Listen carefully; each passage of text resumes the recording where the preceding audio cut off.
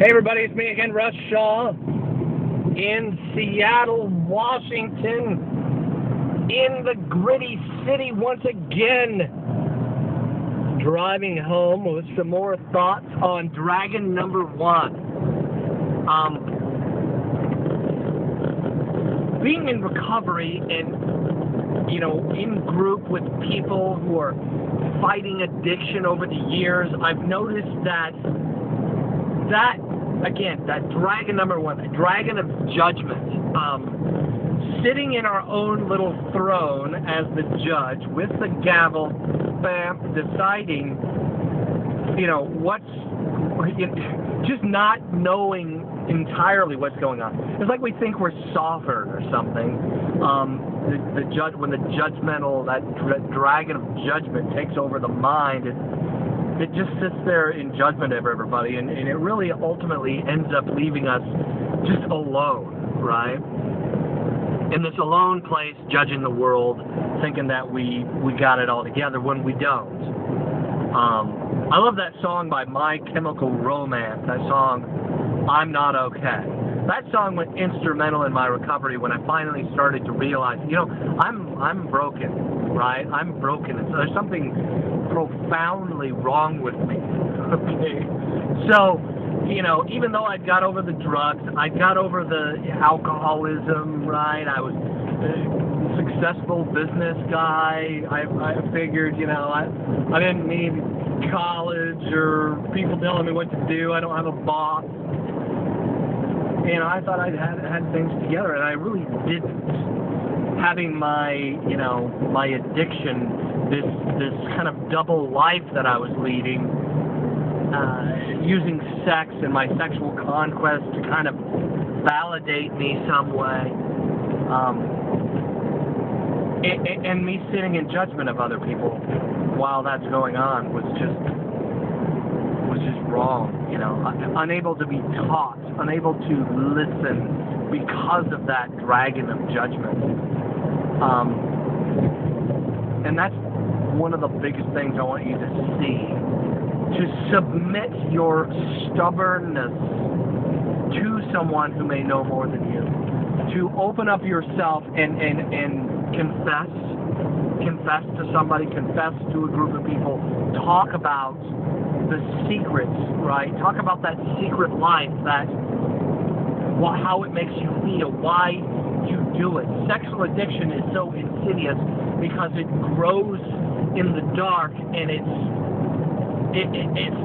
like gunpowder, right? You're afraid to expose it because it's going to touch off an explosion, The ripple effect of you coming out to the world with your addiction or what you've done in the past, especially if you're married, your job will be affected. A lot of people, man, their addiction just blows them up. You hear on the news, senators, and pastors, and people losing their jobs over ethical failures, right? Because this thing has grown on them in the dark until it bursts its way into the light. I'm saying, big part of killing the dragon of judgment is you put your prestige at risk. You may shatter your reputation by dragging this thing out into the light. But when you drag it out into the light and you expose it, you're going to kill that judgment dragon. You are. You are no longer Mr. I got it together, and you really know that in your heart if you're watching this right now, if you're in recovery or flirting with the idea of being in recovery for your sexual addiction, because you know in your heart of hearts that it owns you, you don't own it. Your pornography addiction, your seeing people on Craigslist or prostitutes or whatever it is, you have told yourself you're never going to do it again, and you've done it again, and your brain keeps writing checks that your heart can't cash.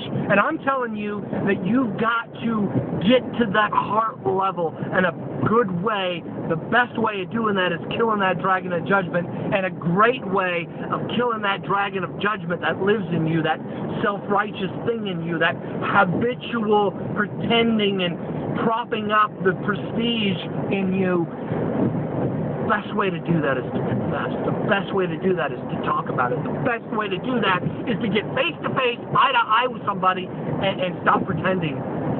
Stop pretending like you've got things all figured out. You drag that red lizard dragon thing out into the light and watch it squirm and burn and die. And before you do that, even as you're listening to me right now, you may hear it in the back of your head, in your spirit, right? Like a defense attorney arguing for its life, right? It is in full defense mechanism, right? You are, I forget the legal term that a lawyer would use, but cross-examination is going to come from this thing. What if you do confess?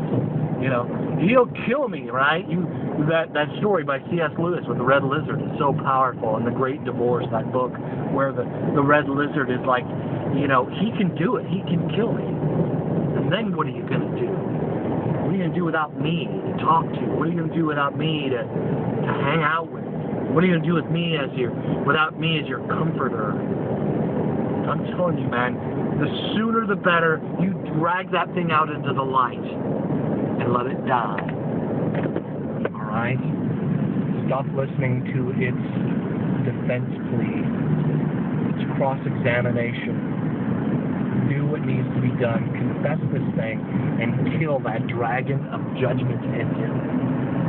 The prestige maker, the defense attorney. Later.